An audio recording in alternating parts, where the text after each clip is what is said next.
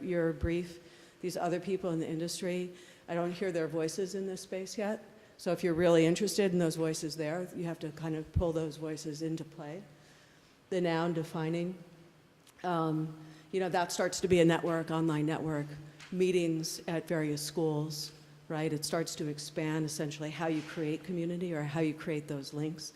So, there's this inclination that it's just going to be the platform, right? But I think there are many other things that you want to do to define that kind of thing, that the how, that more of the how you're going to do things, and then defining kind of what comes out of it. So I'm going to give you a glimpse into my life and how this really translates.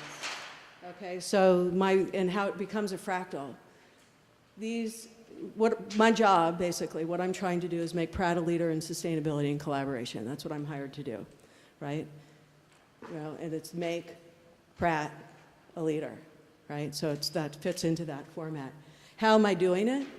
With the CSDS, right? I'm providing resources to faculty, students, alumni, and K-12 regionally, right? So that's kind of an overarching how.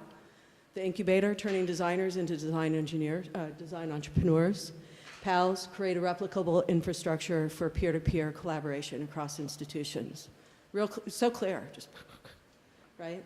And then I start to get into the real hows, right? So open source materials resource that provides resources to these people that makes Pratt a leader, right? Or we have a sustainability crash course, right? It's open to faculty, students, and alumni for free, as well as others. It makes Pratt a leader, right? For the incubator, so that's one way, one set of hows. Sometimes you have two goals because you have two audiences. Maybe do it this way. So while I'm turning designers into design into entrepreneurs, or when I'm talking to Brooklyn, the city of Brooklyn, or the state, I'm trying to link design to economic development and growth, right? So depending on my audience, right? So depending on your audience, whether it's communication designers or the industry, or you might have various ways that what you're doing is responding to that. And then Pop-Up Shop is about sharing Pratt talent to the Brooklyn community and vice versa. So how we're doing that is a retail space for our talent to sort of make sales, in essence, or they can do thesis research and they can learn from the community, right? And then with PALS, sort of a similar sort of thing. We have the various things that we're doing. We have the summit, we have webinars, we're doing the Inter-Institute Studio, we're doing these sorts of things.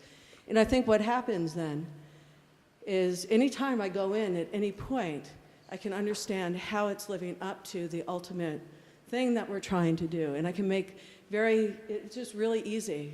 I went through a lot there, and I think, probably kind of was fairly succinct why I'm doing what and where it's going in very few words. And I love E.B. White's quote that, use the fewest words you need. Or eliminate unnecessary words. And it's brilliant. And I think you could profit from doing that. But then I think also it starts to give you a very shareable, everybody understands, because you're dealing with a lot of different people who have to understand what you're trying to do. And you don't complicate it, you make it as simple as you possibly can. And then it's much easier for people to get it. So that's just my advice for moving forward. Great. I'm not sure where we are on time. I tend to go into time warps and where you want to take this next, but I think for the panel's perspective, we've kind of done our job. And then we'll release it back to you. Yeah, thank you again to our panelists and Deb for moderating. That was great. We're going to have a 10-minute break, then we'll reconvene to talk about